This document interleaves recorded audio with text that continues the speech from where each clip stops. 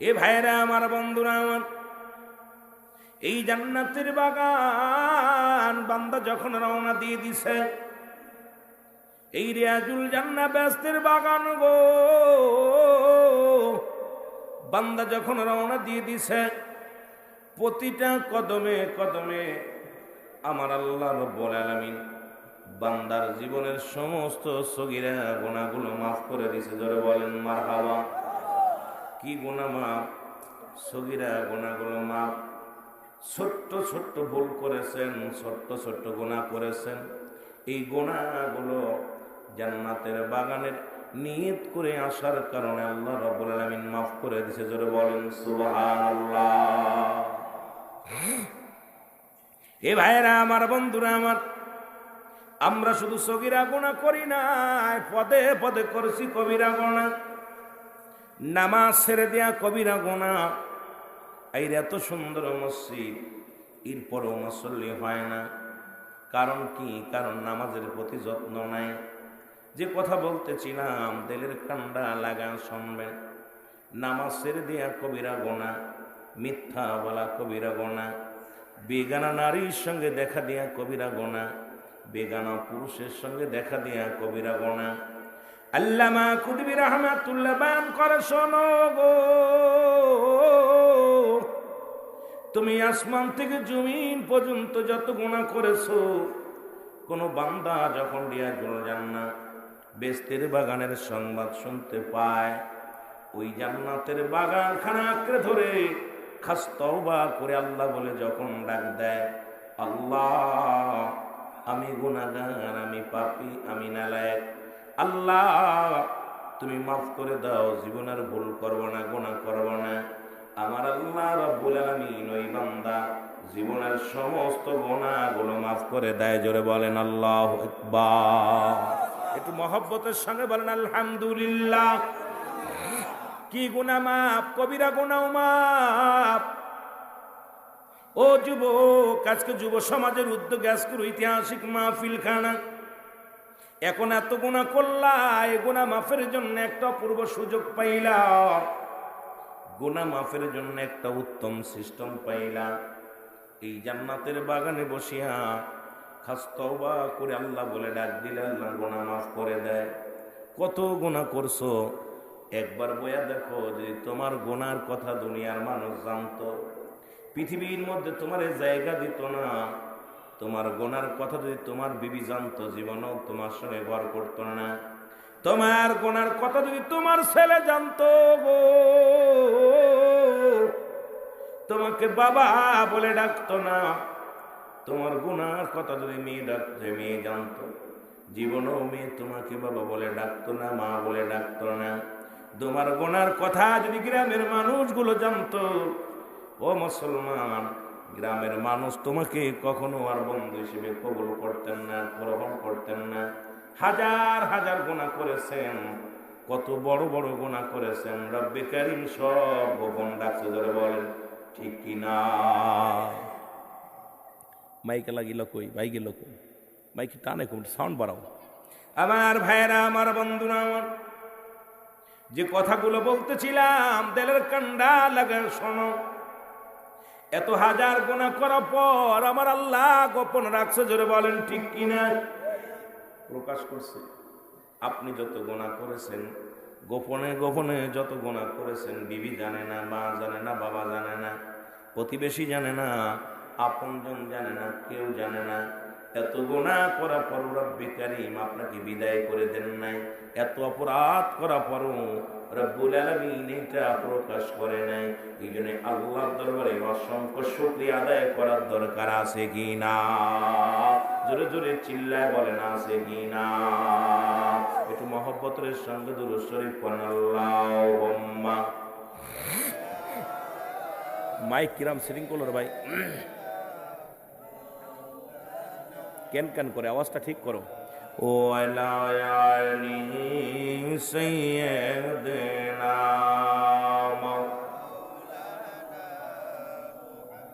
এ দুনিয়ার মুসলমান গভীর মনোযোগ।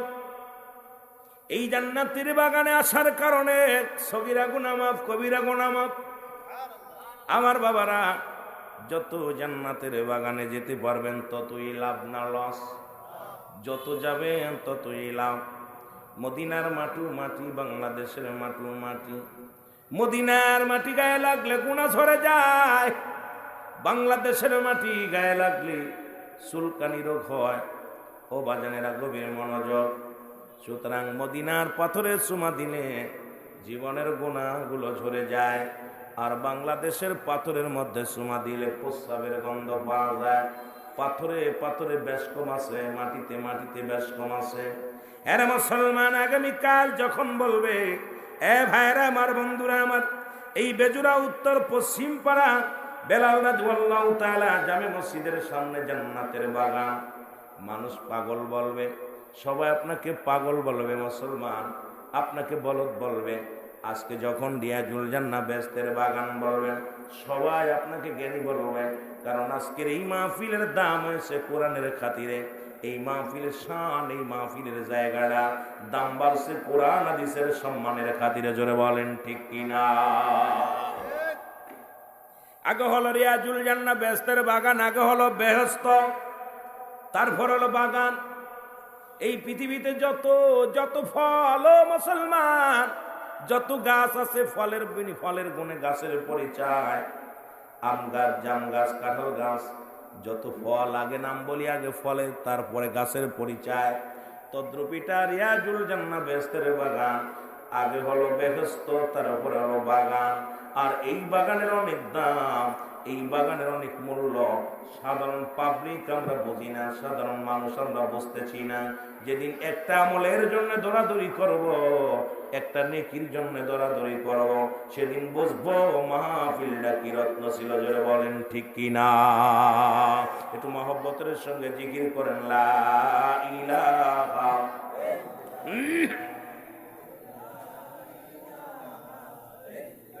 সাউন্ডটা বাড়ায় রাখেন, সাউন্ডটা একটু বাড়ায় রাখেন। লা ইলাহা, জবান খোলে লা ইলাহা, লা ইলাহা। সাউন্ডটা খালি বাড়ায় রাখো, আর কিছু দরকার। লা ইলাহা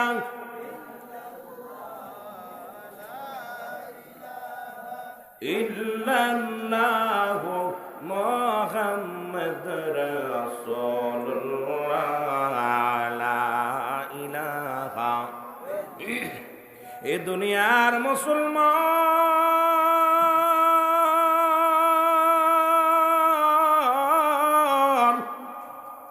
এ জীবন নয়, এমন একটা জীবন আসবে গো, যে দেশে গেলে মানুষের বিচার হয়, যে দেশে গেলে মানুষের হিসাব হয়, যে দেশে গেলে মানুষ আর কোনোদিন ফিরে আসে না। আমরা সেই দেশের যাত্রী। জোরে বলেন ঠিক কি? আর একটু জোরে বলেন ঠিক কিনা? এই পৃথিবীর মধ্যে আসার একটা সিরিয়াল আছে গো, যাওয়ার কোনো সিরিয়াল নাই। দেখা যায় বাবা জিন্দা, সন্তান দুনিয়ার মধ্যে নাই। কত বাবা তার আদরের সন্তানকে বিদায় করে দিছে, কত মা তার আদরের সন্তানকে বিদায় করে দিছে, কত বাবা মা সন্তানের বিদায় দিয়া পাগল হয়ে গেছে। ওই পাগলের মা বাবা যতদিন দুনিয়ার মধ্যে জিন্দা থাকবে রে মুসলমান, সন্তানের মায়ায় তাদের চোখের পানি কোনোদিন শুকাবে না। তারা দিন ও রাত্রে সন্তানের কথা মনে করিয়া শুধু চোখের পানি জমিনের মধ্যে ফেলাবে। জোরে বলেন ঠিক কিনা? আমার ভাইরা, আমার বন্ধুরা, আমার সন্তানের লাশ পিতার কাঁদে, পিতার লাশ সন্তানের কাঁদে গো, দাদার লাশ নাতিরা কাঁদে, নাতির লাশ দাদার কাঁদে। আল্লাহ, কখন যেন দুনিয়া থেকে বিদায় হয়ে যাব জানি না রে আল্লাহ। আল্লাহ, আমাদেরকে আপনি ক্ষমা করে দেন গো আমার আল্লাহ। এই মানুষের মৃত্যু হয় দুইটা টাইমে গো,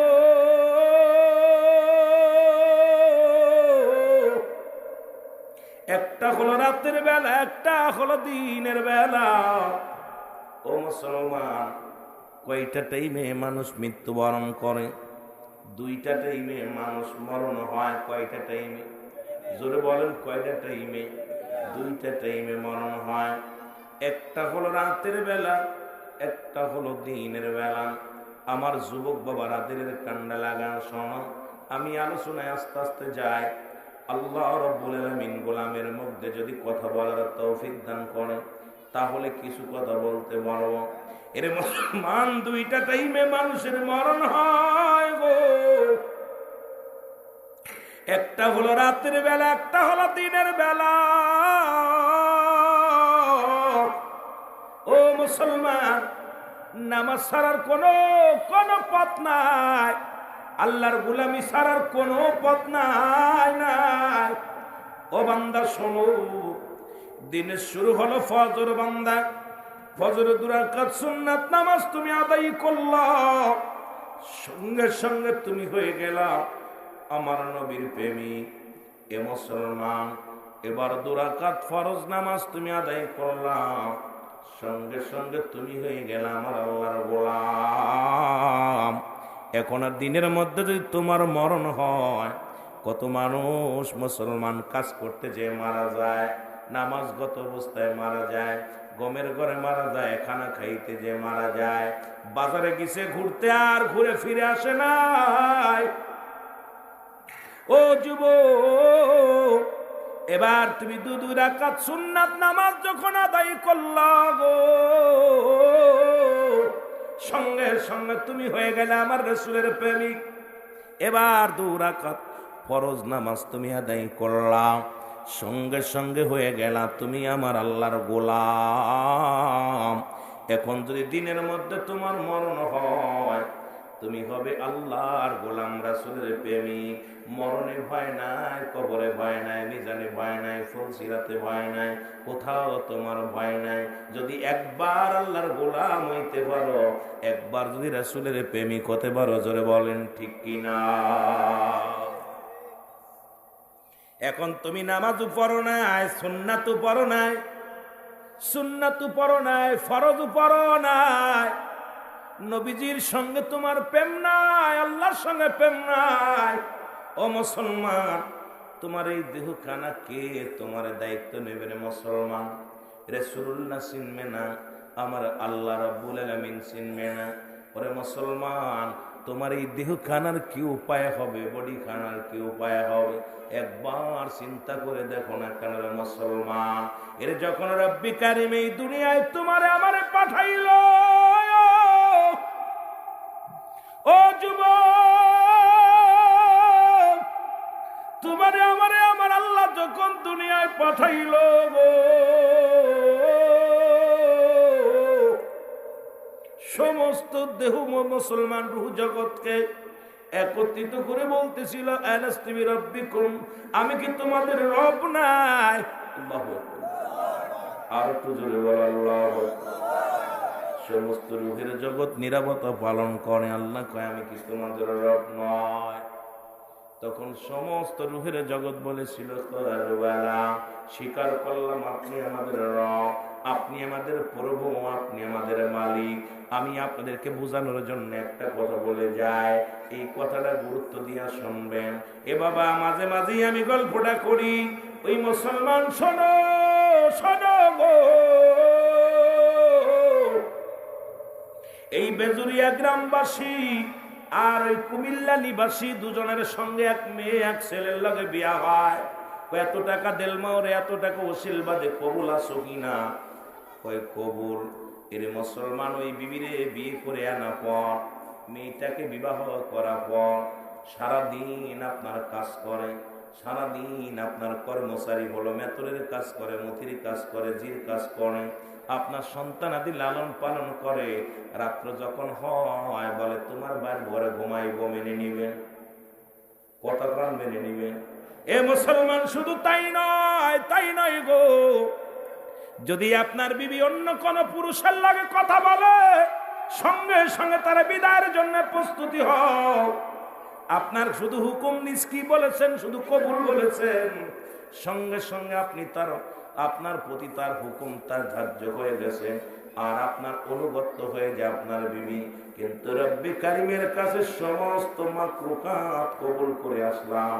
আপনি আমাদের রব, আপনি আমাদের প্রভু, আপনি আমাদের সৃষ্টিকর্তা, আপনি আমাদের পালনকর্তা, রিজিক দাতা। আর দুনিয়ার মধ্যে আইয়া মন গড়া চললাম। আমার আল্লাহ আপনারে কোনদিন বান্দা বলে স্বীকার করবে না। জোরে বলেন ঠিক কিনা? বড় আশ্চর্য হয়ে যায় যে একটা কিসানি ধরেন, আপনি একটা কামলা নিলেন, আমিরুল আমির সিদ্দিকী ওয়াজ করতে আইছে, দাওয়াত দিচ্ছেন, ওয়াজ করে। আমরা যদি মাইকের সামনে বয়া থাকি, লোকজন জুতা স্যান্ডেল ফিক্কে মারবে। জোরে বলেন ঠিক কিনা? এই বক্তা, তোরে আনছি দাওয়াত করে ওয়াজ করার জন্য, বয়া থাকার জন্য ওয়াজ কর। তাহলে আমার রব্বে করিম আপনাকে আমাকে পাঠাইলো কিসের জন্য? গোলামি করার জন্য। জোরে বলেন ঠিক কিনা? এ বান্দা, তুমি গোলামি করো কার? আমার আল্লাহর। ও বান্দা, দাসত্ব করো কার? আমার আল্লাহ। এখন বান্দা, আপনি ফজরের নামাজ ছেড়ে দিলা, তুমি কেমনে তুমি তার বান্দা থাকো? তুমি জোহরের নামাজ ছেড়ে দিলা, কেমনে তুমি তার বান্দা থাকো? আসরের নামাজ ছেড়ে দিলা, তুমি কেমনে তার বান্দা থাকো? মাগরিবের নামাজ ছেড়ে দিলা, কেমনে তার বান্দা থাকো? ও মুসলমান, ঈশার নামাজ তুমি ছেড়ে দিলা, কেমনে তার বান্দা থাকো? আমার আল্লাহ তোমারে তালাক দিয়া দিব। জোরে বলেন ঠিক কিনা? আল্লাহ দয়ালু বিলে, আল্লাহ গফুর রহিম, দয়ালু। আহা, রব্বে করিম কত দয়ালু যে এত তুমি এত অন্যায় করা পরও আল্লাহ তোমাকে হালাক করতেছে না। সুযোগ দিছে বান্দা, আগামীকাল করবি, তারপরের দিন করবি। ও বান্দা, ফিরে আয় রে। ও যুবক, দিলের কান্ডা লাগায় শোনে নাও।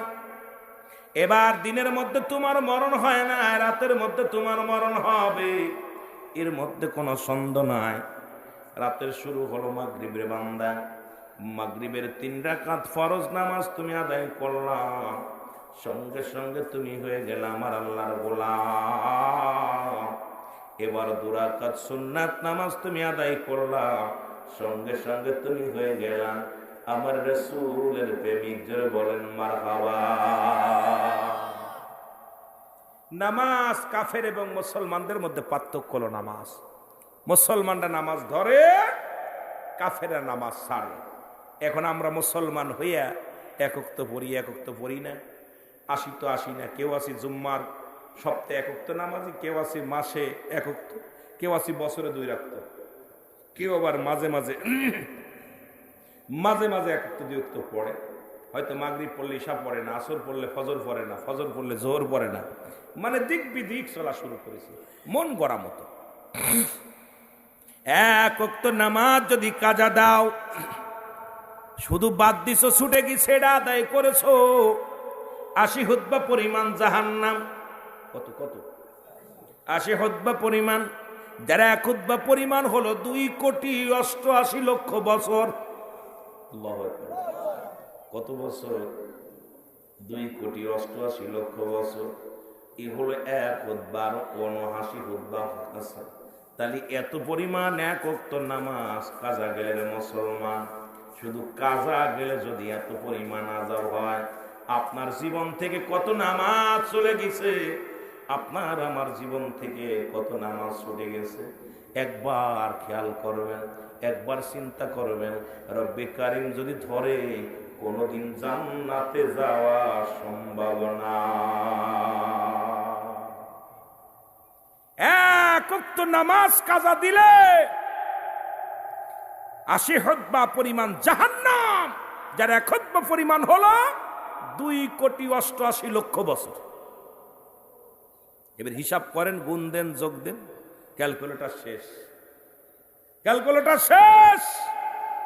এত গুনাহ জাহান্নামে থাকতে হবে। আমার আপনার জীবন থেকে কত নামাজ ছুটে গেছে। রব্বে করিম যদি মাপ না করে, দয়া না করে, বাঁচার মতো কোনো পথ নেই। আমার ভাইরা, আমার বন্ধুরা, আমার রাহমাতুল লিল আলামিন বললেন, সাহাবীরা গো, আমি নবী ঘোষণা করে দিলাম, তোমরা শোনো, আমি নবীর সঙ্গে কে কে জান্নাতে যেতে চাও? নবীজি বলেন সাহাবীরা রে তোমরা কে কে আমি নবীর সাথে জান্নাতে যেতে চাও? সাহাবীরা সবাই বলে লাব্বাইক ইয়া রাসূলুল্লাহ, লাব্বাইক ইয়া হাবিবাল্লাহ। আমিও বলতে চাই আপনারা কে কে রাসূলুল্লাহর সঙ্গে জান্নাতে যেতে চান? আর একটু সাউন্ড বাড়ান, মাইকের সাউন্ড বাড়ায় রাখবেন, কথা টানতেছে। আলহামদুলিল্লাহ। 2-3 জন উঠায় নাই, 2-3 জন দিয়া উঠায় নাই, বলবো না, লজ্জা দিতে নাই। রাসূলের সঙ্গে জান্নাতে যেতে চায় না, ফিরআউনের লগে যেতে চায়। কার লগে? আবু জেহেল। রাসূলুল্লাহর সঙ্গে জান্নাতে যেতে চায়। জোরে বলেন ঠিক কিনা? জোরে বলেন চাই কি চাই না?